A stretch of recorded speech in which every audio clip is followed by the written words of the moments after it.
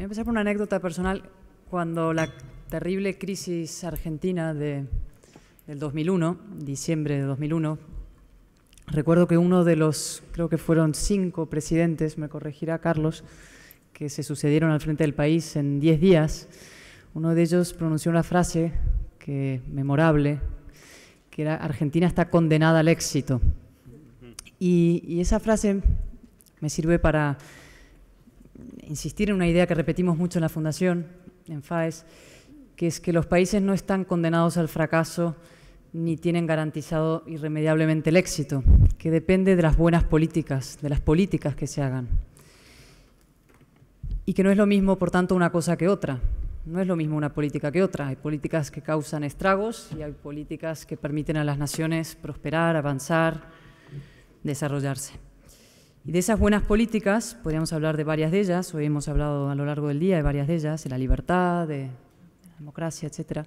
Pero hay una que es absolutamente esencial y es el fortalecimiento del Estado de Derecho.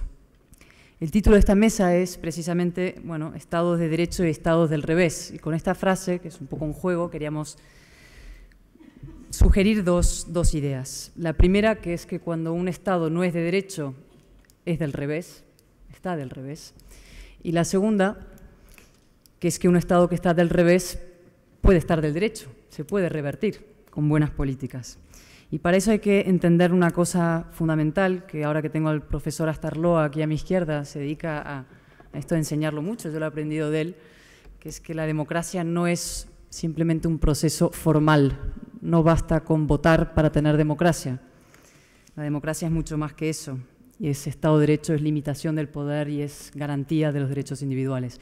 Y hay varias pruebas cuando es un Estado de Derecho, y una de ellas, por ejemplo, es que la oposición pueda disputar elecciones en absoluta igualdad de condiciones. Otra, por ejemplo, es tener una prensa libre que pueda actuar con total libertad sin tener presiones. Y los expertos, los ponentes que tenemos hoy son expertos en esto lo conocen muy bien, porque lo viven, porque están ahí, porque están en Venezuela, en Argentina. Álvaro, que les va a moderar, conoce América Latina muy bien. Y ellos no tienen miedo a denunciar que algunos países de América Latina solo pueden calificarse formalmente como democracias y además tienen el coraje de luchar día a día, de trabajar día a día para intentar remediar eso. Lo hacen por patriotismo, para que sus compatriotas puedan disfrutar de democracias de verdad. Esa tarea, evidentemente, es una tarea muy dura, durísima, con un coste personal altísimo, pero lo que no tiene por qué ser es una tarea en solitario. Y aquí yo quiero decir que nuestra responsabilidad, y desde luego en FAES la asumimos, es apoyar, animar, ayudar a quienes defienden el Estado de Derecho donde no lo hay, en Venezuela, en Argentina y en cualquier otro sitio del mundo.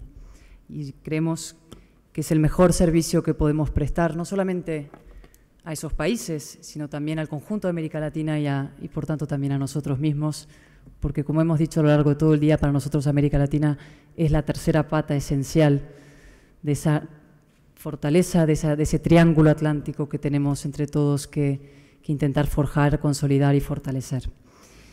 Voy a presentar muy brevemente a los ponentes, porque de eso se va a encargar Álvaro, que lo va a hacer mucho mejor que yo, pero solamente quiero decir que que es un honor tener a las 4 personas que me acompañan aquí conmigo, un enorme honor para FAES, y además no solamente tenerlas, sino haber podido juntarlas en esta misma mesa. Julio Borges es diputado venezolano y fundador de Primero Justicia, y ha sido absolutamente determinante en la construcción de una alternativa de democracia en Venezuela, con su generosidad, con su sentido de Estado, con su patriotismo, la construcción de una alternativa, que eso no es nada fácil. Hay que poner de acuerdo a muchas personas con sensibilidades diferentes, hay que ser generoso, hay que tener sentido de visión larga, hay que pelear para hacerlo. Y Julio ha sido absolutamente esencial en que hoy Venezuela tenga una alternativa clara, una alternativa real, democrática, de futuro para el país.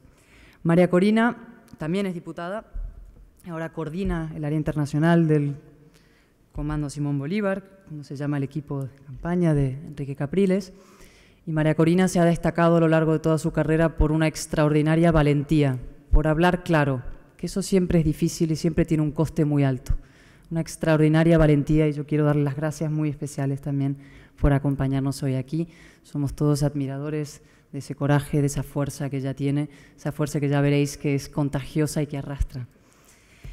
Carlos Pañi es, ahora que él no me escucha, puedo decirlo, en mi opinión, el mejor analista político que tiene la prensa argentina, como mínimo la prensa argentina, un magnífico analista político, el gran columnista del diario La Nación, que es el gran diario de allí, y sus columnas son motivo claro de esperanza para Argentina. O sea, hay personas capaces de denunciar con el rigor, con la precisión, con la brillantez, que lo hace Carlos. Eso es motivo de no decir aquí hay un país que es complicado, que en el fondo ni condenado al éxito, tampoco condenado al fracaso, sino que ahí existen ventanas de oportunidad, de posibilidad de futuro con personas como él. Es capaz de desmontar las mentiras, las manipulaciones, las demagogias a los que nos someten en frecuencia los gobiernos de allí. Y para presentarles y moderarles, nos acompaña, y quiero darles las gracias también de manera especial, Álvaro Vargas Llosa, que es realmente uno de los más importantes analistas políticos que hay de la actualidad en América Latina. Por usar la expresión que utilizó de sí mismo ese gran liberal que fue Raymond Aron, Álvaro es lo que yo diría un espectador comprometido. Raymond Aron tituló así, bueno, no sé si se la titularon, creo que la tituló él un libro maravilloso de entrevistas que le hicieron, El espectador comprometido. Esa mezcla de analista de la actualidad, pero comprometido con el futuro de la región y con el futuro de su país, Perú también. Y él se va a encargar de moderar esta mesa, de ir encauzando un poco el debate con ponencias iniciales y que luego, como hemos hecho a lo largo de esta mañana, de esta tarde, abriremos para que podamos todos participar y tener un diálogo conjunto. Gracias a todos ellos y damos por iniciada la sesión. Cayetana me pidió que antes de pasarles la palabra a los panelistas yo dijera algunas cosas sobre este tema.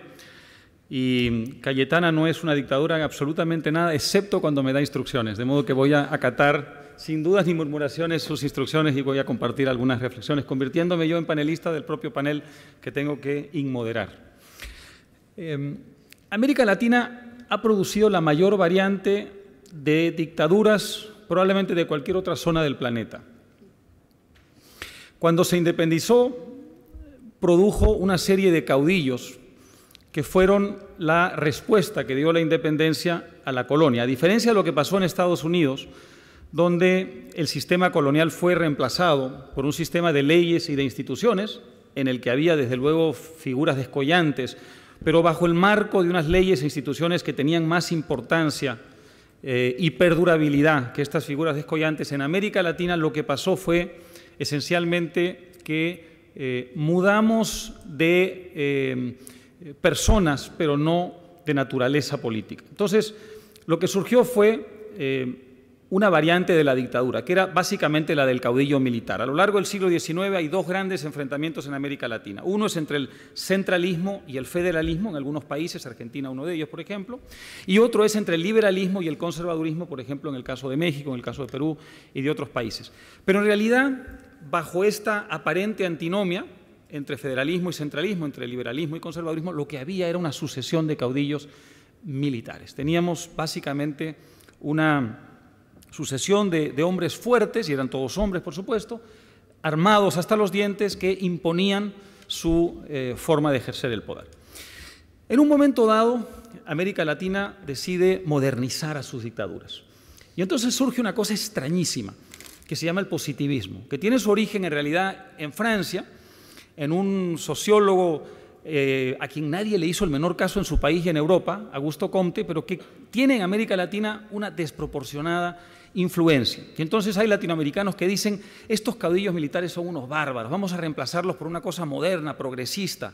Y entonces reemplazan eso por otro tipo de caudillos militares, o en algunos casos civiles, que ejercían también la fuerza. Y entonces así es como tenemos la influencia del positivismo a la caída de la monarquía en Brasil. Ya saben ustedes que en Brasil la monarquía portuguesa se trasplantó allí y que duró varias décadas mientras el resto de América Latina se deshacía de la colonia. Y después de la monarquía brasileña lo que hubo es una serie de regímenes autoritarios bajo la influencia del positivismo.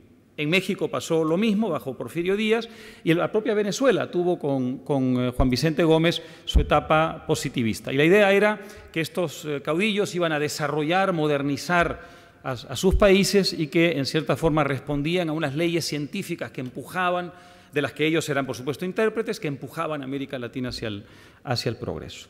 Pasan los años, pasan las décadas y surge un nuevo tipo de dictador en América Latina que es el populismo. Hay, en fin, debates sobre dónde surge exactamente, si es Getúlio Vargas en Brasil, si es Perón en Argentina, no importa. Lo cierto es que a partir de los años fines de los 20, comienzos de los 30, en gran parte por efecto de la crisis internacional económica en América Latina, empieza, y también digamos, del trasplante de muchos ciudadanos de zonas rurales a zonas urbanas y el surgimiento de una especie de, en fin, masa obrera, podríamos llamarla, surge el populismo, que dice, no, vamos a reemplazar a estos dictadores carcas, estos dictadores del pasado, y vamos a crear una forma más moderna, más incluyente, más participativa de institución política. Y entonces surgen los caudillos populistas que gobiernan a lo largo de muchos años. Luego viene otro tipo de dictador, y ahí hay una especie de retroceso, porque ya no se creen tan modernos. En realidad asumen su condición de anacrónica, pero lo que quieren es dar resultados y justificar todo por los resultados. Y la frase que los resume a todos es básicamente roba pero hace obra. Y uno de los emblemas de este dictador era uno que tuvimos en Perú, que se llamó Odría, un tipo de dictador más bien de derecha, más bien militar, no siempre, pero casi siempre militar, que ponía un gran énfasis en la obra pública, era el caudillo de la obra pública, que robaba mucho y dejaba robar mucho, pero que hacía. Y hacer significaba petrificar sus acciones, literalmente, en grandes monumentos de obra pública. Luego decidimos que nos hemos aburrido de esos dictadores, entonces producimos un nuevo tipo de dictador.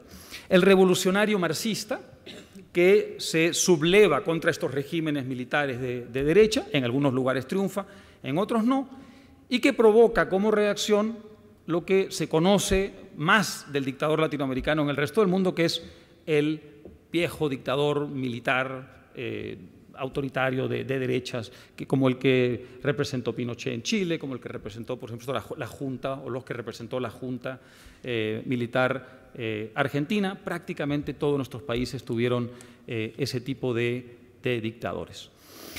Muy bien, nos deshicimos de esos dictadores y dijimos a partir de los años 80, con algunas excepciones, pero en general, esa era la tónica del continente, nos hemos librado por fin de la peste autoritaria, casi 2 siglos después de recuperada la independencia de América Latina, vamos a transitar ahora sí, de una vez por todas, hacia el Estado de Derecho.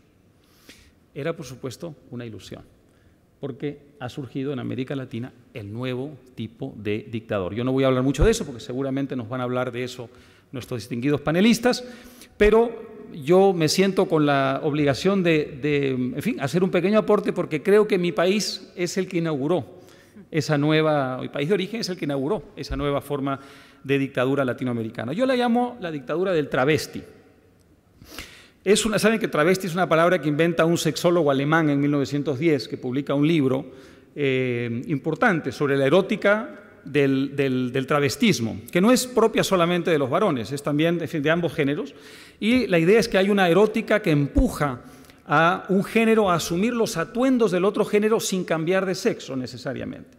Bueno, eso es la nueva dictadura latinoamericana que inaugura Fujimori desde la derecha en América Latina, en Perú, y que ahora está representada más bien en la izquierda en, por supuesto, países como Venezuela, como Ecuador, como Bolivia, con algunas variantes, y el caso argentino, que no es exactamente igual, pero que tiene muchísimos parecidos, y yo creo que en el futuro, si no hacemos algo para evitarlo, tendrá cada vez más. Un tipo de caudillo que surge por las vías democráticas, que asume unos atuendos de tipo democrático, pero que una vez que está en el poder empieza a desmontar el armazón republicano, las instituciones de la democracia, todo esto a través de una comunicación casi mágica, casi espiritual, con una población que, con muy legítimos reclamos contra la democracia de la que venían, empieza a sentir una adhesión que ya no es racional con ese tipo de régimen y que en muchos casos se justifica desde el punto de vista puramente material porque le toca al dictador travesti de América Latina una circunstancia absolutamente excepcional desde el punto de vista internacional. Nunca se alinearon los astros más para una variante de la dictadura latinoamericana que en los últimos 10 o 15 años. Estos dictadores se sacaron la lotería en Argentina, en Venezuela, en Bolivia, en Ecuador. Es decir, ha habido años en que han tenido tasas de crecimiento superiores a las de las democracias abiertas, basadas en economías de mercado que estaban haciendo las cosas bien. Hasta ese punto, el contexto internacional distorsionó los resultados. Obviamente por poco tiempo, obviamente a mediano plazo eso no podía continuar, pero en cualquier caso, en el momento clave en que esos regímenes trataban de consolidar sus autoritarismos, tuvieron esa enorme ventaja. De modo que nos hallamos hoy en una América Latina, con esto termino, que está básicamente dividida entre un conjunto de países que yo creo que están representados esencialmente por la Alianza del Pacífico, que ha surgido últimamente, de la que forman parte Colombia, Perú, Chile y México, y algunos más que se irán incorporando, que son países que tienen hoy día una democracia liberal relativamente sólida, una cierta visión de consenso sobre lo que representa la modernidad, una relación con el mundo que pasa por la globalización y una apuesta bastante seria por la economía de mercado. La otra América Latina, la América Latina de las dictaduras disfrazadas de democracias, de contenido altamente populistas, que ejercen el autoritarismo vertical, la violencia, la corrupción y que además pretenden socavar a las otras o a las democracias del continente porque esas democracias, entienden estos dictadores muy bien, representan para ellos una verdadera amenaza. Mi posición, no todos comparten mi posición, es que las democracias modernas, liberales de América Latina no deben contentarse simplemente con lo que son, sino que deberían asumir la responsabilidad de ayudar a nuestros hermanos y hermanas de los países que sufren dictaduras a liberarse de esas dictaduras, no solamente por una elemental razón de solidaridad moral, sino también porque está en el interés de esas democracias que esas dictaduras no sigan socavando y corroyendo las bases institucionales de América Latina, que siguen siendo todavía muy frágiles, porque ese es un enemigo que está muy activo, que pretende penetrar en esas democracias, que lo hace todo el tiempo, y si nos descuidamos podríamos más temprano que tarde lamentar mucho nuestra pasividad, por no decir nuestra complicidad. Muy bien, con estas palabras vamos a lo que importa, porque las personas a las que queremos escuchar están allí. Cayetana ya hizo una introducción de cada una de ellas. Quizá puedo mencionar un par de cosas más, pero realmente ya dijo mucho. Julio, efectivamente, es diputado de la Asamblea Nacional. Si mis datos no están equivocados, es abogado egresado de la Universidad Católica Andrés Bello, con posgrados en Boston College, en Filosofía Política, y en Oxford, en Políticas Públicas. Ha sido además profesor de su alma mater. Y es uno de los fundadores de Primero Justicia, que es una de las buenas cosas que han pasado en ese país donde han pasado tan malas cosas en los últimos años. Y Primero Justicia es uno de los, por supuesto, baluartes de la oposición y representa en la mesa de la unidad un elemento central. Pero más importante que todo eso es lo siguiente. Julio tiene los pómulos más indestructibles de América Latina. No sé si ustedes vieron las imágenes que ha visto casi todo el mundo, cuando fue agredido salvaje y cobardemente en la Asamblea Nacional por matones del gobierno, y él fue diputados y matones que apoyaban a esos diputados. Su rostro dio la vuelta al mundo como un emblema de lo que es la Venezuela de hoy, y cuando yo vi esos pómulos yo dije, él no va a poder estar con nosotros en FAES porque va a ser imposible, le va a dar tanta vergüenza mostrar su rostro a todo el mundo, y aquí está como si no le hubiera pasado absolutamente nada. Así que me alegro mucho, Julio, gran placer. María Corina es... Bueno, ella tiene la nariz más indestructible de América Latina. Su foto con el tabique partido, con los ojos amoratados, también dio la vuelta al mundo, también fue víctima de una agresión absolutamente cobarde, que lejos de intimidarla, la tiene aquí, como siempre, peleando por sus ideas. No contentos con haber tratado de destruir físicamente a María Corina, hace pocos días trataron de destruirla moralmente, porque le grabaron una conversación privada con un mentor y un profesor suyo en Venezuela, una conversación ni siquiera grabada telefónicamente, sino una conversación privada en la casa de esta persona. Y cuando yo me enteré que había un audio, dije, me voy a enterar de todos los secretos de María Corina. Y fue una decepción tremenda, porque lo que descubrí es que María Corina dice en privado exactamente lo mismo que dice en público. Y es una de esas raras políticas latinoamericanas que dice lo que piensa y hace lo que dice, y dice en público exactamente lo mismo que dice en privado. De modo que por esa razón, además de todas las demás, te tenemos mucha admiración, María Corina.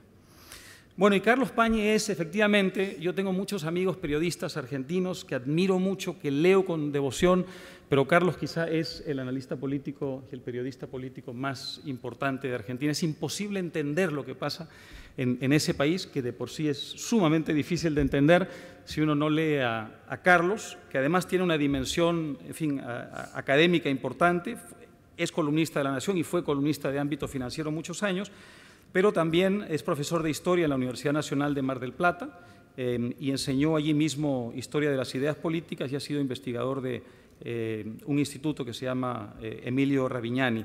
Y además es consultor de empresas tanto en Argentina como en el extranjero. Así que tenemos un panel de lujo. Si en América Latina las cosas estuvieran en su lugar, estas tres personas no estarían haciendo oposición, sino que estarían tomando las decisiones en América Latina. Espero que no pase mucho tiempo antes de que eso sea cierto. Bueno, muchas gracias por esas palabras tan generosas a Cayetana y a Álvaro.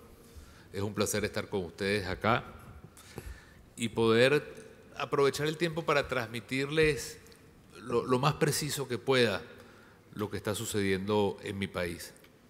No es fácil, por eso me estaba poniendo de acuerdo con María Corina cuando vinimos para acá y coordinamos que yo quería darles a ustedes como un vuelo de la parte económica y social de nuestro país y que ella pusiera el acento en el tema político.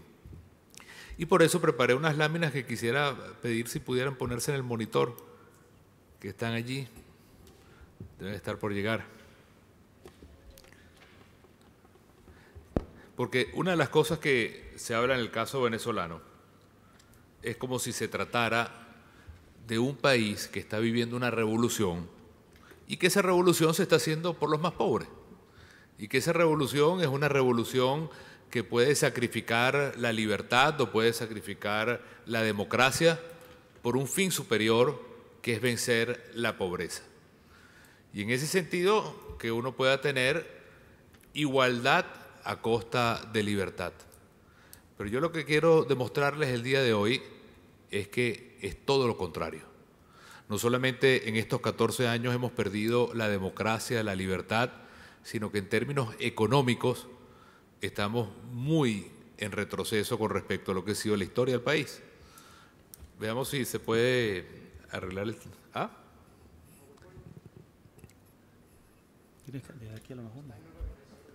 ¿En dónde?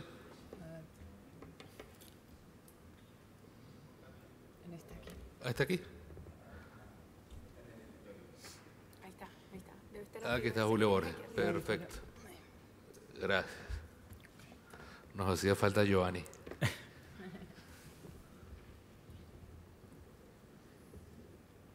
Aquí está.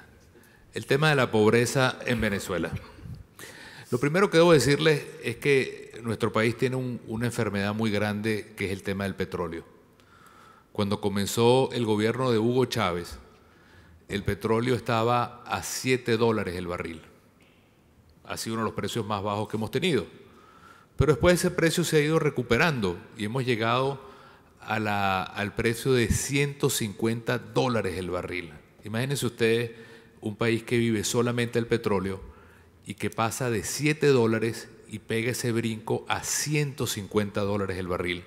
Bueno, eso ha significado que en Venezuela, en estos años, desde 1999, vean ustedes ese número que está allí, ha entrado por concepto de petróleo $1 billón y medio por concepto petrolero. Ahora, es una cifra tan grande que por supuesto no nos cabe en la cabeza, pero si hiciéramos el ejercicio de dividir todo lo que ha entrado en petróleo entre las familias venezolanas, eso significaría que a cada familia le han podido haber dado $285.000. Imagínense lo que significa el poder que una familia pobre como las hay en Venezuela haya podido tener el acceso a $285.000 solamente con un reparto plano y equitativo del tema petrolero.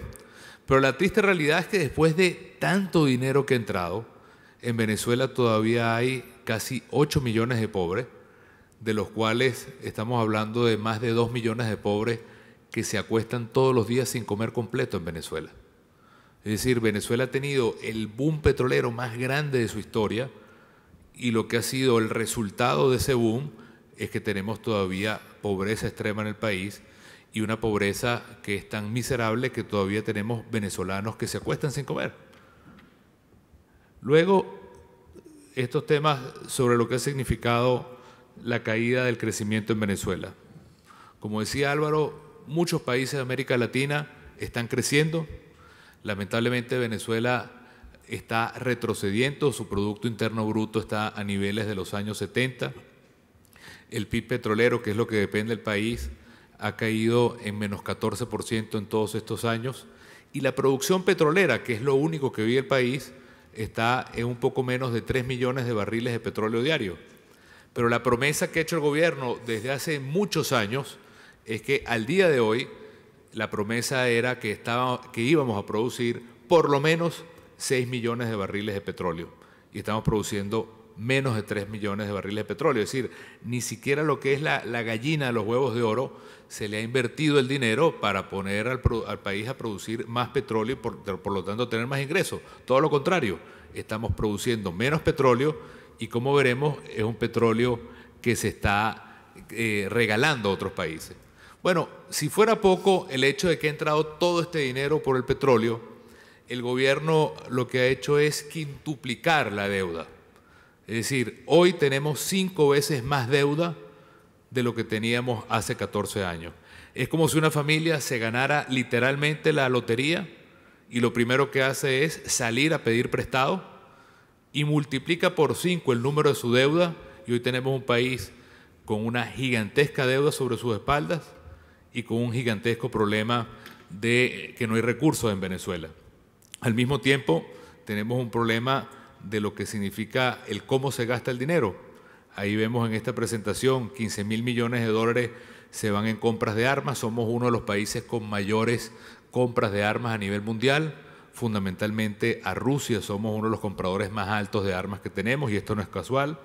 Y hemos tenido una política en la cual el gobierno lo que se ha dedicado es a expropiar, a estatizar, a nacionalizar empresas y eso le ha costado a los venezolanos que han tenido que pagar esas nacionalizaciones cerca de 25.000 millones de dólares y al final la destrucción del empleo porque la inmensa mayoría de esas empresas que hoy han estado estatizadas y nacionalizadas están en peores condiciones, no hay empleo, los trabajadores se han ido y no están produciendo. Fíjense ustedes, otro tema importante para nosotros. Venezuela hoy es un país que después de esta llamada revolución, en teoría, debería ser un país que haya crecido en la producción de alimentos. Fíjense, el primer rubro, lo que nosotros éramos en el año 99 cuando comenzó el gobierno, lo que somos hoy, el café. Antes vendíamos café a otros países, hoy compramos café a otros países. Antes vendíamos arroz a otros países, hoy tenemos que comprar arroz a otros países. Antes vendíamos pescado a otros países, se ha perdido totalmente la producción nacional. Antes nos autoabastecíamos en carne, hoy tenemos que importar la mayoría de la carne que come Venezuela. Antes nosotros nos abastecíamos en el tema del maíz blanco, hoy tenemos también que comprar a otros países lo que Venezuela consume. Antes nos autoabastecíamos en hortalizas y frutas, hoy tenemos que comprar todo afuera. Es decir, somos un país que hoy es mucho más dependiente que antes. Incluso en las cosas que antes importábamos, se importa ahora mucho más. La importación de alimentos se ha quintuplicado en 14 años. Una de las cosas que la retórica del gobierno se llena la boca todo el día es hablar que la revolución le ha dado patria y le ha dado independencia.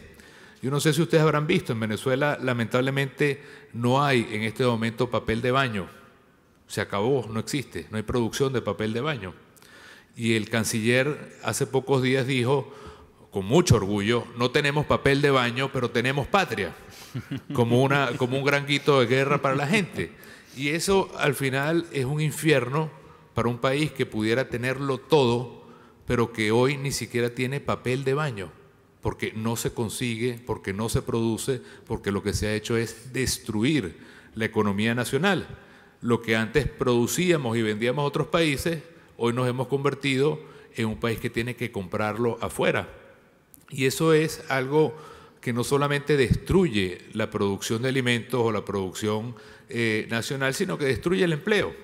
Y al final tenemos un país totalmente dependiente de una inmensa nómina estatal, porque el gobierno al final prefiere tener ciudadanos amarrados a la nómina del Estado que ciudadanos libres que puedan crecer, que puedan ser promotores de su propio futuro y que puedan lograr de esta manera avanzar. Fíjense ustedes, estos son fotos, fíjense, ahí está la foto que les decía de la gente haciendo colas para comprar papel de baño. Y eso que está arriba, aunque parezca una foto de Cuba o de un campo de concentración, es que la gente tiene que hacer ahora enormes colas donde le ponen números en los brazos para que se puedan entonces acceder a los alimentos. Y así está la situación de nuestro país, en la cual la gente no tiene ni siquiera el acceso a las cosas más básicas para poder alimentarse. Tenemos un problema también de los alimentos y los salarios. Los precios se han multiplicado por 34 veces en lo que va de gobierno. Es decir, lo que valía 1.000 bolívares un kilo hace 14 años, hoy vale 34.000 bolívares. Solamente en alimentos, la inflación en estos últimos meses ha llegado a productos que suban hasta 70% en apenas 5 meses. Me estoy refiriendo a alimentos como la carne, el queso, los huevos.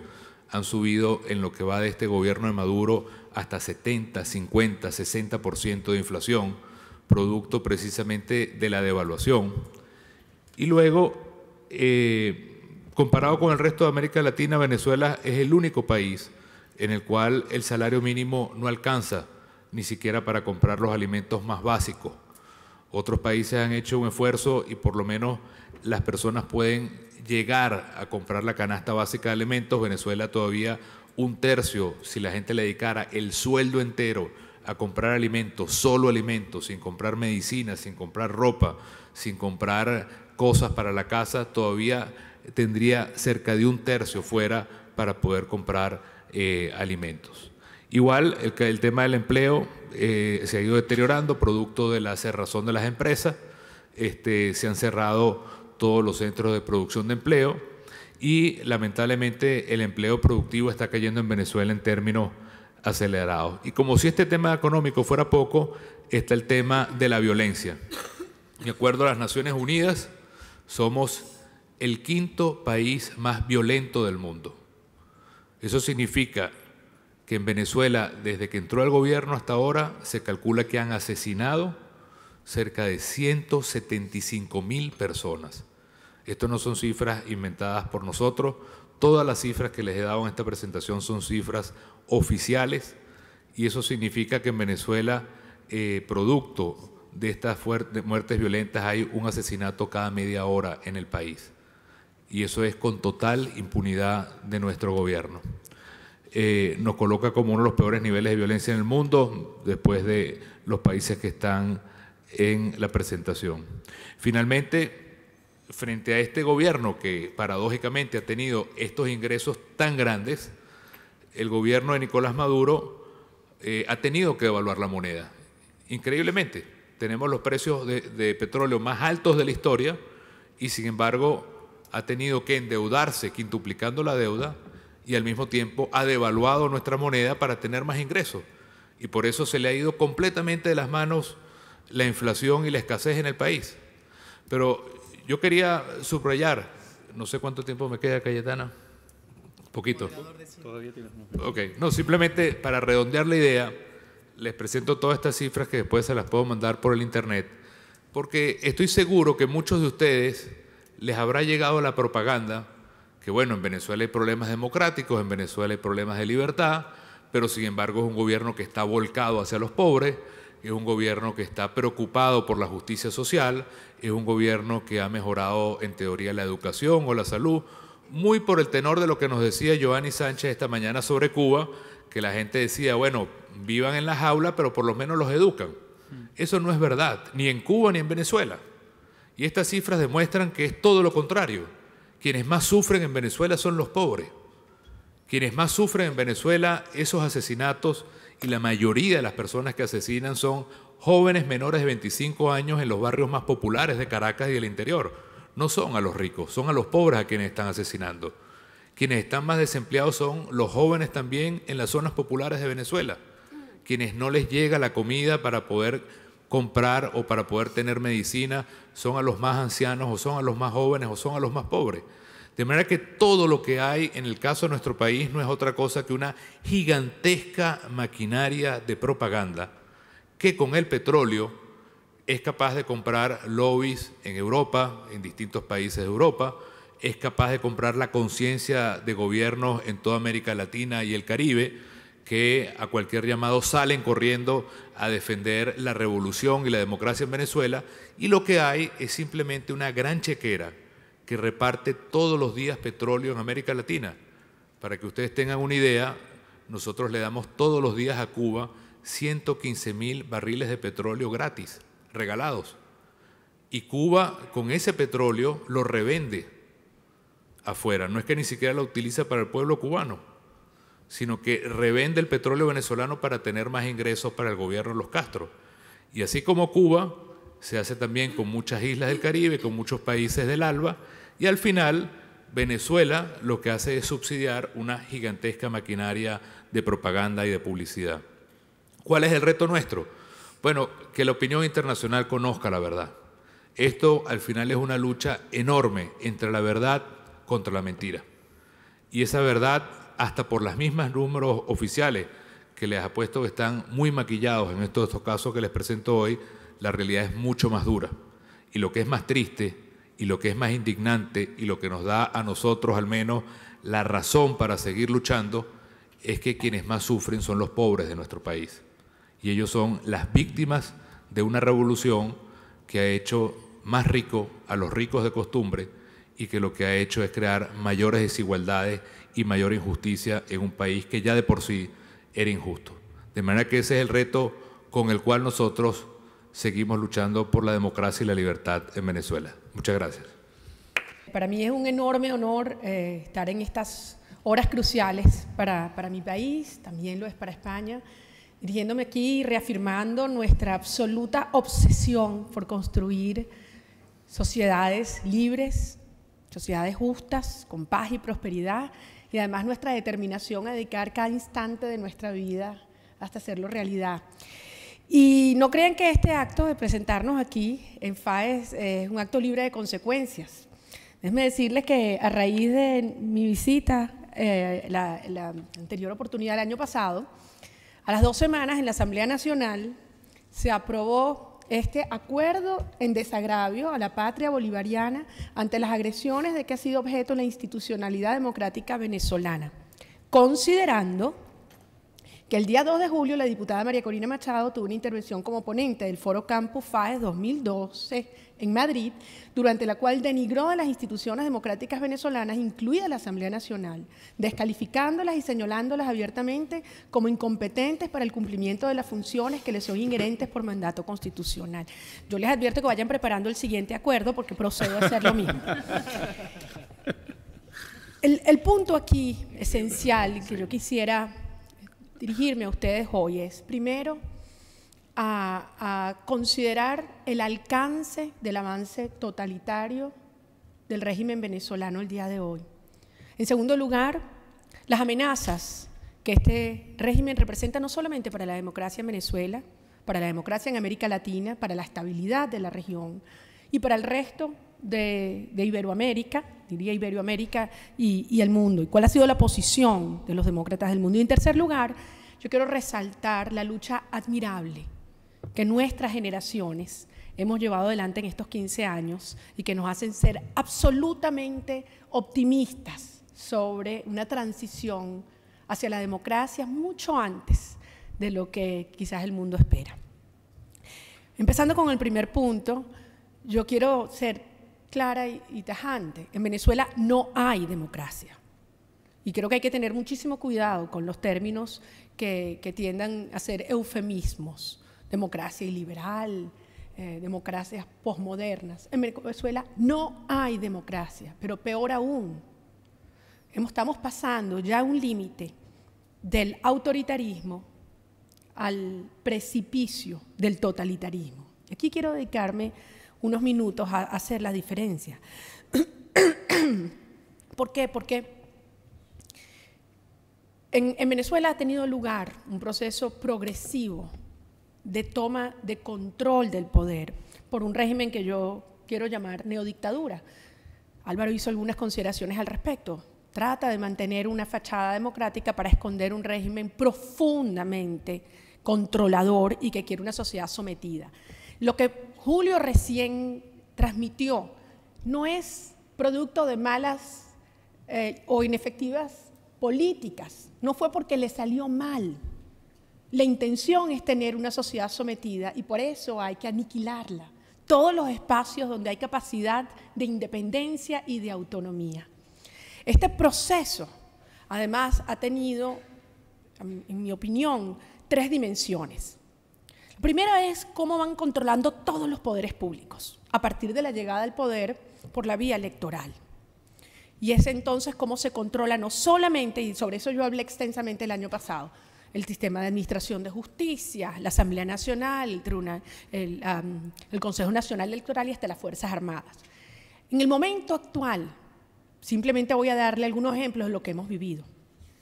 De cara a los procesos electorales del 7 de octubre y el 14 de abril, imagínense lo que es un ministro de la Defensa que diga públicamente que las Fuerzas Armadas no reconocerán otro presidente que no sea Hugo Chávez. O que de cara a las elecciones del 14 de abril haya dicho que las Fuerzas Armadas están claras que hay que darle un golpe en la madre a los fascistas. Pero si vamos a lo que ha sido la actitud del sistema o la hegemonía de medios públicos, vemos cómo se fue creando un sistema en el cual es el aparato del Estado contra el ciudadano. Simplemente en lo que fue la publicidad y la propaganda, era 50-1 en medios del Estado. Agreguémosle a esto lo que ha sido sin lugar a duda la actitud del Consejo Nacional Electoral, todos la conocemos. Esta mañana estuve a punto de comentarle a Joanny una expresión de Fidel Castro que dijo en Margarita hace unos años: las revoluciones solo hacen elecciones cuando están seguras que las van a ganar. Y en Venezuela pensaron que eso podía ocurrir el 14 de abril. Y para eso se utilizó el Consejo Nacional Electoral. Descubiertos como fueron, después ese mismo Consejo Nacional Electoral se negó a realizar la auditoría integral que se había comprometido incluso con los presidentes de UNASUR, porque ahí estaba la verdad. Y en cuanto al Tribunal Supremo de Justicia, déjenme decirles que ahí tenemos 2 impugnaciones introducidas con relación a las elecciones del 14 de abril y hemos recusado a los magistrados. Una de ellas, presidenta de la Sala Electoral, por haber sido empleada de Nicolás Maduro en la Cancillería. Y otro de ellos por tener además una vinculación familiar con uno de los ministros del gobierno. Fueron desechadas estas solicitudes de recusación con el argumento de que en efecto habían sido militantes de un partido, del partido de gobierno, pero habían renunciado antes de ingresar al tribunal. Démonos cuenta el grado de control descarado, es una bofetada a la autonomía y a la institucionalidad. Ahora bien, esta primera dimensión del control de los poderes públicos es solo una de esas plataformas de avance. La otra es el control de todos los sectores de la sociedad que representan una fuerza o una autonomía de contrapeso a ese Estado que avanza y a la sumisión. Los medios de comunicación, los sindicatos, todo lo que es el sector privado de la economía, las universidades, las iglesias. Es realmente conmovedor ver cómo ha habido un ataque sistemático hacia todos aquellos sectores que puedan, de manera agregada, luchar para reivindicar las libertades y los derechos humanos en general. Sin embargo, yo quisiera concentrarme en lo que creo que es la más preocupante y grave y quizás la menos evidente de las intenciones o de los procesos de controles que están teniendo lugar hoy en Venezuela, y es el control ya de la intimidad, de la conciencia del ser humano. Y allí es donde está el límite entre el autoritarismo y el totalitarismo. El autoritarismo se contenta en controlar los espacios públicos, pero el totalitarismo va más allá, quiere controlar nuestros sentimientos.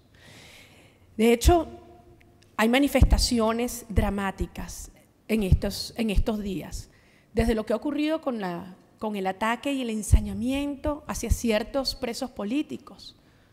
Franklin Brito, que lo dejaron morir de hambre, una huelga de hambre simplemente reclamando su propiedad. María Lourdes Afiuni, acusada por televisión por Hugo Chávez y violada en la cárcel. Iván Simonovi, que tiene 2 años sin ver el sol en Venezuela y ya está sufriendo de osteoporosis. Pero más allá, meterse en los centros de enseñanza, nuestras escuelas, nuestras universidades, para romper esa relación que hay del niño con su familia, ir creando una lealtad hacia un proyecto ideológico. Entrar en nuestros sitios de trabajo, y les doy un ejemplo. Después del 14 de abril el gobierno comenzó lo que llaman la operación limpieza. Eso fue un proceso de inspección y espionaje a los empleados públicos para detectar quienes habían traicionado a la revolución y habían votado a favor de Enrique Capriles. Cuentas de correo, redes sociales, teléfonos que le arrebataron a empleados públicos venezolanos, a ver si había una foto de ellos o de un familiar en un evento en apoyo a Enrique Capriles. Por supuesto, el ingreso a tu hogar, a tu casa. No solamente la intimidad, como tú mencionabas, Álvaro, de lo que es grabarte a ti en tu hogar, en una casa de familia y divulgarlo editado públicamente. Pero es que el gobierno ha llegado a un nivel ya, de verdad, increíble de promover o de pretender promover una reforma a la ley de lactancia materna. ¿Saben para qué? Para prohibir y castigar a quienes osen darle a un niño, un bebé recién nacido, fórmulas lácteas y no leche materna. Es decir, un Estado que es capaz de meterse entre el pecho de la mamá y la boca del bebé, obligar y castigar por la forma como tú decides alimentar a tu hijo.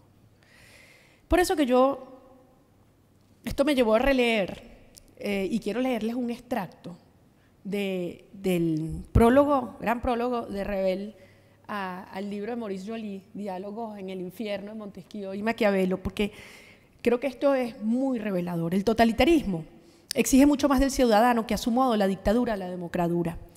Estas últimas no se interesan más que por el poder político y el económico.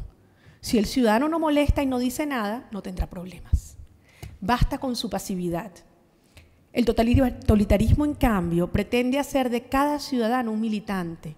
La sumisión no le basta, exige el fervor. La diferencia entre un régimen simplemente autoritario y uno totalitario está en que el primero quiere que no se le ataque y el segundo considera un ataque todo lo que no es un elogio. Al principio le basta que no se le desfavorezca. El segundo pretende además que no se haga nada que no le favorezca. Y quiero advertirlo porque este proceso de transición puede parecer sutil o no ser detectado. Y esto es lo que estamos viviendo hoy en Venezuela. Además, quiero agregar 3 particularidades que siento que en tus modelos de estas neodictaduras tiene el socialismo chavista, que son particularmente peligrosas. La primera es la entrega de la soberanía nacional a Cuba. Yo les pregunto, ¿cómo se sentirían ustedes si aquí en España cualquier país extranjero, cualquiera, controlara su sistema de identificación o controlaran sus notarías o sus registros mercantiles? O si hubiese militares de cualquier otro ejército dándole órdenes a generales o almirantes españoles. Y esa penetración obviamente no es solamente para tomar estas decisiones, sino que también obviamente incluye en un proceso de ideologización progresiva. Lo segundo es la militarización de la sociedad. Solamente doy un ejemplo. Ante el horror de la criminalidad que describía también Julio, la respuesta del señor Maduro ha sido el Plan Patria Segura para combatir la criminalidad, es decir, sacar a la calle a 12.000 efectivos del ejército con armas de guerra. Cuando todos sabemos que los efectivos armados con armas de guerra en la calle asustan a todo el mundo menos a los delincuentes, pero sí tienen un efecto represivo sobre la protesta y sobre la disidencia. Y lo tercero, y quizás es lo más preocupante como elemento, es el entramado complejo de vinculaciones internacionales que han ido estableciéndose alrededor y detrás del régimen chavista y ahora con el señor Maduro, y con la penetración de organizaciones incluso vinculadas al crimen organizado, narcotráfico, armas, minerales, que generan obviamente una serie de intereses en que este esquema de sumisión se mantenga en Venezuela. En cuanto a la realidad hacia afuera, ¿qué está pasando con los países democráticos del mundo? Y allí yo quisiera insistir en nuestra frustración cuando uno ve cuáles son las reacciones inmediatas frente a situaciones mucho menos graves como lo que ocurrió en Ecuador, ocurrió en Paraguay, pero que los gobiernos democráticos de América Latina nos han dado la espalda. Recientemente se reunió la OEA en Guatemala. No hubo una voz de un gobierno democrático, una, alertando acerca de la violación recurrente a la Carta Democrática Interamericana. Y la excusa de la injerencia es inaceptable, porque entonces la Carta Democrática Interamericana, ¿qué es? Si no es el compromiso entre naciones por velar entre esos principios democráticos entre países. La realidad es que, desde el punto de vista económico, la destrucción en Venezuela versus la oportunidad que sería un país en progreso está claro. En segundo lugar, la vocación expansionista de estos proyectos está más que demostrada. No solamente nos referimos a Nicaragua, a Ecuador, a Bolivia o Argentina. Sabemos que en todo aquel país donde hay un gobierno desafecto, ha habido intervención y hay rastros de recursos del petróleo venezolano. Y finalmente, sin lugar a duda, hay una amenaza a la seguridad y a la estabilidad de la región. Yo quiero concluir planteándoles lo que hemos hecho nuestras generaciones.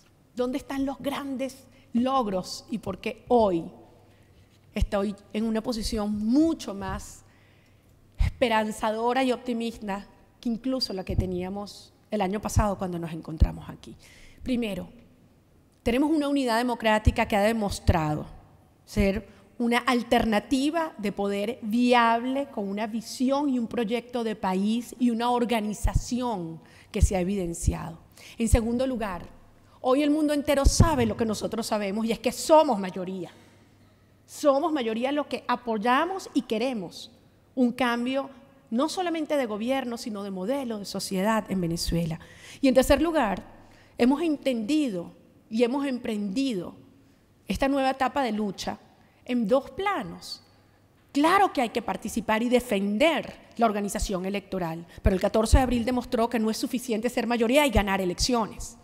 Hay que en paralelo avanzar, como esta mañana también hablábamos, a nivel de la organización cívica, la lucha, la protesta, la manifestación y esas exigencias que hacen que las instituciones reaccionen.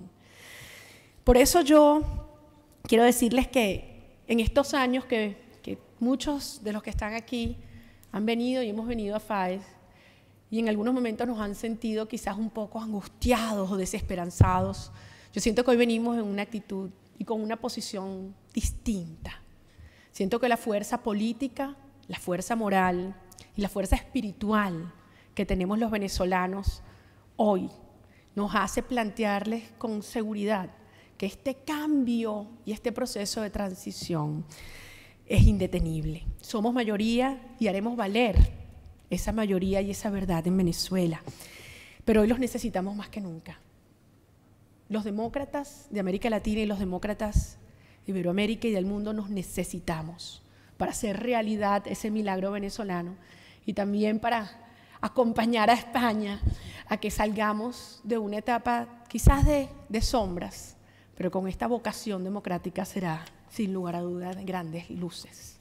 Muchísimas gracias. Cuando se escriba la historia, yo creo que la historia va a reconocer que muchos de latinoamericanos que tenemos problemas comunes nos hemos conocido entre nosotros gracias a FAES. Es decir, esta institución está cumpliendo, y tal vez no se reconozca en América Latina todo lo que se lo debería reconocer, un papel de conexión, de coordinación, de diálogo entre quienes estamos incursos en situaciones parecidas, de la que yo no soy del todo consciente de si son conscientes. Nosotros, por ejemplo, nos enteramos del talento y del vigor y de la capacidad comunicativa de María Corina gracias a un video que empezó a circular en Buenos Aires hace 2 años, donde aparecía ella hablando como habló recién, y aparecía también Miguel Ángel Cortés, que fue, como decimos nosotros, chupado detrás de esa fama, y que realmente nos resultó muy impactante porque ponía en una modulación venezolana una cantidad de problemas que están todos los días en la agenda de la Argentina. ¿Por qué? Porque creo que hay determinados, y me gustaría concentrarme en este punto, formatos políticos que favorecen determinadas deformaciones. Es decir, me gustaría por un momento que pudiéramos pensar sin personalizar. Es decir, advertir que hay determinados diseños en la política que conducen a determinadas situaciones, y por eso hay parecidos, como los hay, entre la situación venezolana, la situación argentina, la situación boliviana, lo que sucede en Cuba, lo que sucede en Nicaragua.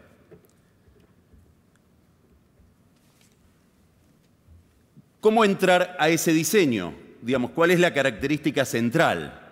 A mi juicio hay una percha de la que cuelgan todos los demás problemas, y esa percha es el desequilibrio de poder. Si ustedes miran los resultados electorales de los últimos años en estos países que yo he mencionado, van a ver que el rasgo fundamental no es el volumen de votos que obtiene el Poder Ejecutivo, sino la diferencia sideral que hay entre el que gobierna y quien debería controlarlo. A mi juicio, democracias con esta patología dan determinadas características sistémicas y se comportan como sistemas. En Ecuador, en las últimas elecciones, la diferencia entre el primero y el segundo fue de 34 puntos con 49. En Bolivia fue de 37 puntos con 76. En Venezuela, las elecciones del 2006, y que este número que voy a mencionar ahora se haya empezado a revertir, es, a mi juicio, el principal factor de esperanza que hay en que Venezuela también sea un espejo que adelanta en la reversión de estos procesos autoritarios, fue de 25,94. Estoy hablando de las elecciones del 2006. En el 2012 fue de 10,78 puntos y en el 2013 de 1,49 si es que admitimos el resultado que se dio por bueno. En la Argentina del 2011, Cristina Kirchner ganó con una diferencia de 37,3 puntos respecto del segundo. Fíjense que en todos los casos hay diferencias que superan el 25% de distancia entre quien gana y quien debe articular una oposición. ¿Qué quiere decir esto? Quiere decir que en todos estos países se han constituido monopolios de poder, con la característica que tiene todo monopolio, que es que su producto, en este caso la calidad del gobierno, se degrada o se vuelve más caro, o se degrada porque se volvió más caro y sigue siendo igual. Si yo fabrico camisas y el otro que fabrica camisas está a 1.500 kilómetros de distancia, es muy probable que mis camisas empiecen a ser cada vez peores, o cada vez más caras, o cada vez más caras por peores. Y esto es lo que sucede, a mi juicio, este es el problema que está en la raíz de estos números que mostraba Julio, que son los de un panorama que se repite exactamente igual en la Argentina, de degradación de la calidad administrativa, que es un dato tan importante en este tipo de experiencias como el nivel autoritario del gobierno. Y van de la mano, porque son hijos del mismo problema que es este desequilibrio. ¿Cuáles son los factores que constituyen o que alientan o que incentivan a la constitución de estos monopolios? Yo creo que hay un problema que fue descrito envidiablemente recién por Álvaro, con un poder de síntesis y una capacidad de explicación cartesiana, que tiene que ver con la dificultad que ha tenido históricamente, que han tenido nuestros países, sobre todo los que intentamos sustituir la legitimidad que tenía el Imperio Español hasta comienzos del siglo XIX, la enorme dificultad que hemos tenido para constituir sistemas cuya legitimidad sea suprapersonal. Es decir, una legitimidad que, voy a citar al fundador de mi diario y pido disculpas, Bartolomé Mitre escribió en la década del 40 del siglo XIX: estos países van a salir de la anarquía cuando el sentimiento de adhesión subjetiva que produce el caudillo lo produzca la ley. Bueno, nosotros hemos tenido una enorme dificultad para trasladar la legitimidad basada en una persona o basada en un discurso a la legitimidad basada en reglas. Y esta es la dificultad principal que ha tenido el liberalismo para prosperar en América Latina. En los últimos años, en la última década, por la reconfiguración que ha habido en el mercado internacional y la emergencia de Asia como sujeto de una especie de lenta revolución industrial, los países productores de materia prima, de commodities, han tenido, como se destacó antes, una circunstancia o un entorno especialmente favorable, que en el caso de la Argentina, como en el caso de otros productores de commodities como Venezuela, han servido para reforzar estos monopolios de poder. Yo creo que hay tres factores principales. El primero tiene que ver no tiene que ver con el entorno económico, tiene que ver con lo que estoy mencionando, es la pulverización de los partidos políticos. Si hubiera que clasificar el tipo de experiencias políticas que se viven en América Latina, yo no iría tampoco a marcar tanto lo ideológico como la emergencia de poderes autoritarios que obtienen su savia, se nutren, se alimentan de los escombros del orden anterior que quedó destruido. Esto no pasó en Brasil, esto no pasó en Uruguay, esto no pasó en Chile y sí pasó en Venezuela, en Bolivia, en Ecuador, en la Argentina. Quiere decir que quien tiene el poder del Estado compite contra navegantes solitarios, no contra organizaciones desarrolladas, institucionalizadas, que puedan constituir un sistema.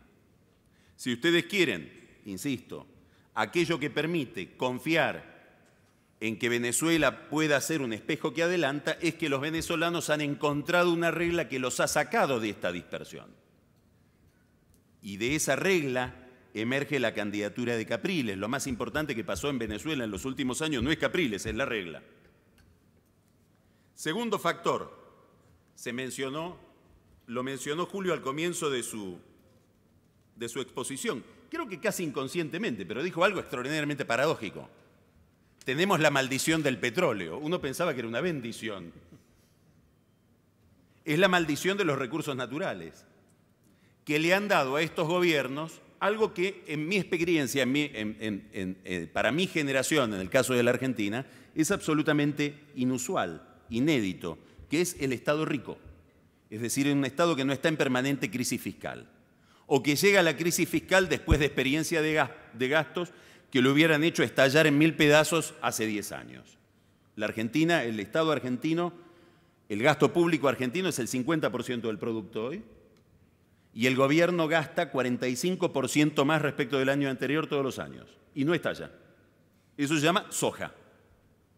La recaudación del gobierno por exportaciones de soja en el año 2011 fue exactamente en volumen lo mismo que la exportación total de soja en el año 2003. Es decir, la exportación total de soja del año 2003 es nada más en el año 2011 que los impuestos que recauda el gobierno por esa exportación. Fíjense lo que han crecido los precios, además de los volúmenes. Entonces tengo gobiernos ricos con competidores desarticulados. Y un tercer factor, la pobreza, que es estratégica para la constitución de estos sistemas. Es decir, son sistemas, y en esto coincido totalmente con lo que dijo recién María Corina, no es que le salió mal, La estrategia, aquello en lo que son muy eficientes, es en crear pobreza. Bueno, es muy difícil reemplazar a alguien que tiene muchos recursos, que por tanto, y tiene como base social a muchos pobres, por lo tanto puede establecer un vínculo clientelar que termina cayendo en aquello de Santo Tomás: quien maneja la libertad quien maneja la necesidad determina la libertad. Y además con organizaciones políticas incapaces de competir con el Estado, sencillamente porque están desarticuladas y han sido pulverizadas. Este formato, que se caracteriza entonces por este desequilibrio de poder determinado por estos factores, inevitablemente entra en conflicto con dos instituciones. Una es la prensa y la otra es la justicia. Y esto está en la genética de estos modelos, no en la perversión de quienes los administran. Es más el formato que la perversión del que lo administra quien determina este tipo de conflictos. Es decir, si yo lo hubiera llevado a Chávez a gobernar Suiza, no habría habido chavismo. Ni Suiza, agrega él. ¿Por qué esto es así? Bueno, aquí está el problema central de crisis del liberalismo en estos sistemas. ¿Cuál fue el gran hallazgo del liberalismo a nivel histórico? ¿Cuál es la revolución civilizatoria que introduce el liberalismo en los últimos 3 siglos de vida de la humanidad? Haber privatizado la verdad. La contemplación de la verdad es una cuestión de orden privado.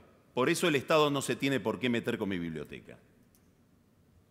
Hasta la emergencia del orden liberal, el orden público estaba basado en verdades, en textos sagrados, en un orden metafísico. Si ustedes quieren, la religión ordenaba ese orden.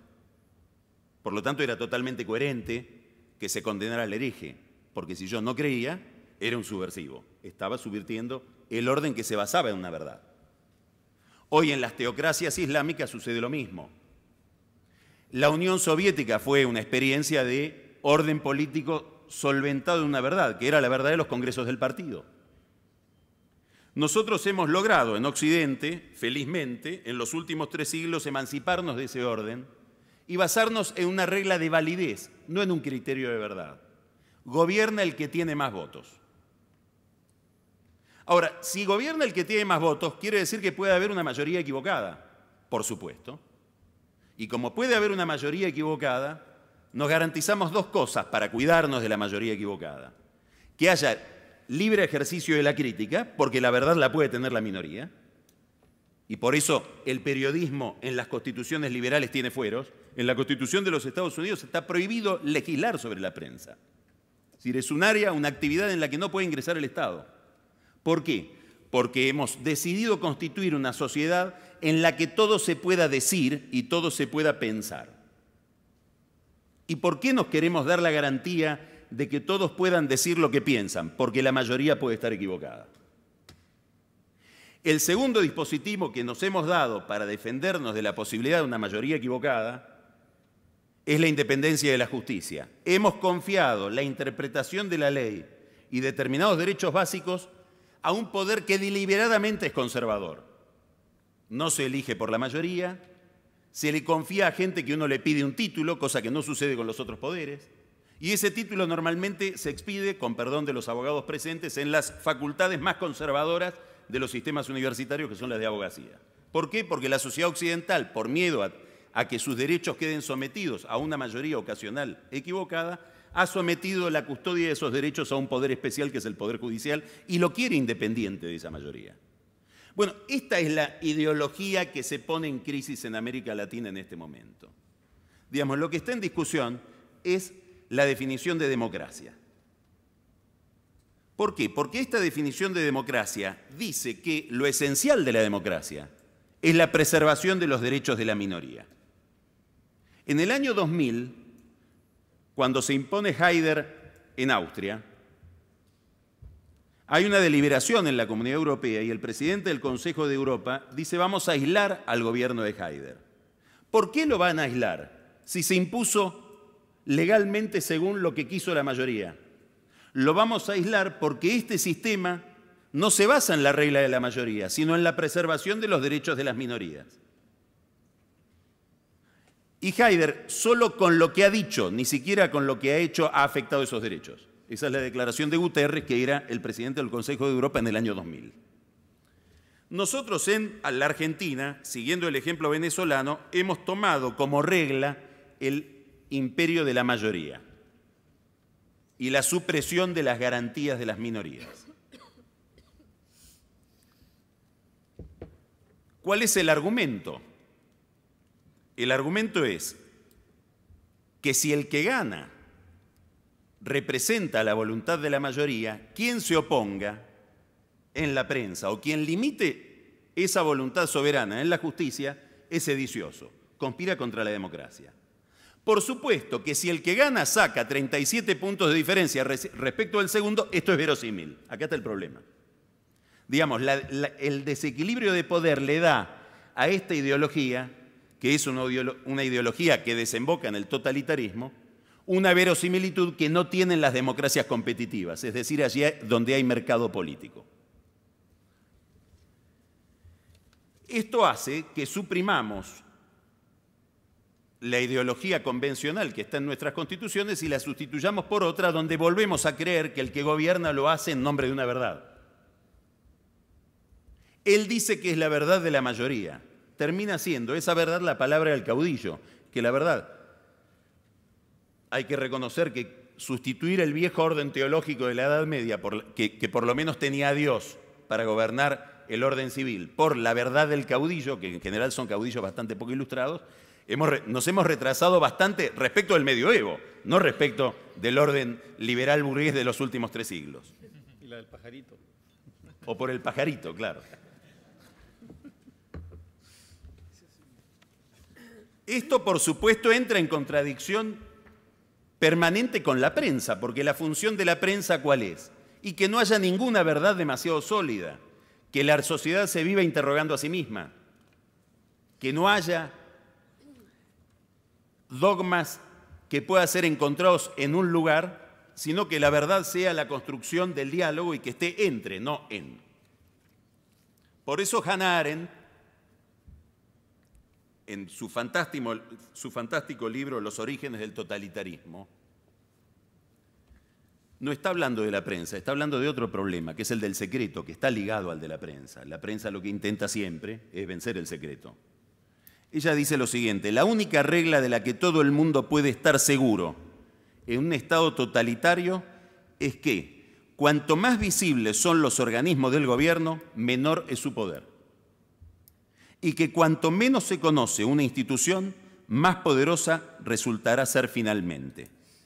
El poder auténtico comienza donde empieza el secreto. Este es el conflicto de estos gobiernos con la prensa. Por supuesto que el secreto está ligado a otro fenómeno que carcome a estas sociedades, a estos sistemas políticos, que es el de la corrupción. ¿Por qué? Porque el avanzar sobre la prensa impide algo que va de la mano con la delegación de poder, que es el control de aquel al que se le ha delegado el poder. Entonces se constituyen en democracias muy poco transparentes. Nosotros tenemos todos los días nuevos casos de corrupción que verdaderamente asombran, y además se ha internacionalizado, porque el principal vínculo entre la Venezuela de Chávez y la Argentina de los Kirchner es la corrupción, es la constitución de mecanismos de tráfico de dinero y de sobornos, etcétera, basados en fideicomisos creados por los estados para sustituir lo que sería el comercio internacional de mercado a mercado por el comercio internacional estado a estado, con el funcionario que media y medra en el medio. Voy a ir terminando. Algunas características más rápido para poder no aburrirlos. Todo esto que acabo de describir, no es una desviación, que me parece que este es un gran problema de la prensa latinoamericana y es un gran problema de las oposiciones en estos regímenes. Se entiende que lo que hay es una desviación de un sistema compartido. En la Argentina de Menem o en el Perú de Fujimori, había una desviación del sistema compartido. Ustedes, señores, están manejando la justicia. No, yo no la manejo. Bueno, había que demostrarle que la estaba manejando, pero él admitía que manejar a la justicia está mal. Yo noto que el discurso de la oposición y de la prensa respecto del chavismo, respecto del kirchnerismo, etcétera, es decirle, no, la división de poderes. Es como decirle a un ateo, Dios te va a castigar. Lo que ellos contestan es, mira, la división de poderes la hemos dejado atrás. No creemos en esa ideología. Creemos que es un ideologema de la clase dominante y que vos lo digas me ratifica en mis convicciones. Entonces, me parece que hay que asumir, en definitiva, que estamos ante un conflicto ideológico, no ante la desviación respecto de un sistema que se da por bueno. Ya ellos no dan más por bueno este sistema. Por lo tanto, se hace imprescindible la constitución de otro relato, es decir, la constitución de otra explicación, que no se agote en la caracterización del mal, sino en la propuesta de un bien, en algo que resulte atractivo por lo positivo. Me voy a referir a esto al final. Dos características más de este tipo de sistemas. La primera, el debilitamiento de la sociedad civil. Tocqueville decía que había dos formas de evitar el imperio de una dictadura de la mayoría equivocada. La primera, dice, es lo que tenemos los franceses, cuando él va a ver el experimento americano, es la tradición. La tradición, de la que se habló en el panel anterior, es una especie de gran surco histórico que hace que las mayorías no puedan hacer barrabasadas. Pero Tocqueville dice, estos que estoy mirando, que son los americanos, que están fundando una democracia nueva, no tienen tradición. ¿Qué los salva del error de una mayoría equivocada? La asociatividad. Es decir, la sociedad civil, la sociedad del mundo privado, constituye un tejido que modera, disciplina al poder político. Romper ese tejido es el primer objetivo de todo gobierno autoritario. ¿Y cómo lo logra? Proponiendo divisiones que parten a la sociedad de medio a medio. Yo estoy seguro que ya no hay ninguna institución civil en Venezuela que tenga autonomía. No están los colegios de abogados, las asociaciones de empresarios, las asociaciones profesionales, clubes de intelectuales. ¿Por qué? Porque uno de los logros del autoritarismo es dividir todo en chavismo, antichavismo. No hay otro tipo de clasificación.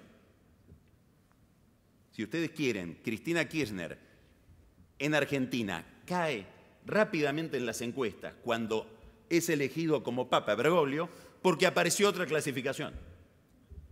Ya, la exaltación de Bergoglio al papado no dividía, era imposible dividir entre kirchneristas y antikirchneristas.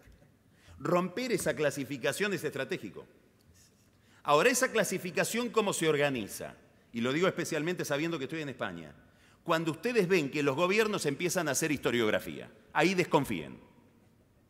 Es decir, la misión de la política es mirar al futuro. Hacia atrás mira la justicia. Cuando ustedes vean gobiernos demasiado interesados en el pasado histórico, adviertan que las divisiones que están buscando en el pasado son las divisiones que quieren proponer en el futuro. La política no se dedica al pasado, se dedica al futuro. Y también el recurso al pasado es un proyecto de futuro. Y da la casualidad de que todos estos gobiernos intentan reponer o exhumar divisiones que parecían aletargadas o que parecían superadas. El segundo, la última caracterización que quiero hacer de este tipo de régimen es la cancelación de los procesos de integración internacional. Esto es lo que ha sucedido en América Latina en los últimos 10 años. Es decir, ha colapsado el ALCA, ha colapsado el Mercosur, han colapsado una cantidad de procesos que no eran la exportación de un modelo, como quiere Chávez, era la integración que supone cesión de soberanía, cosa que jamás un caudillo de esta naturaleza va a ceder. Una cosa es un fenómeno de integración internacional, otra cosa es la exportación de un modelo. Son dos cosas casi antitéticas. Bueno, este fenómeno empieza a tener un límite que hay que mirar. Los que sigan estos temas, préstenle atención. ¿Por qué? Porque encuentra un límite en Brasil.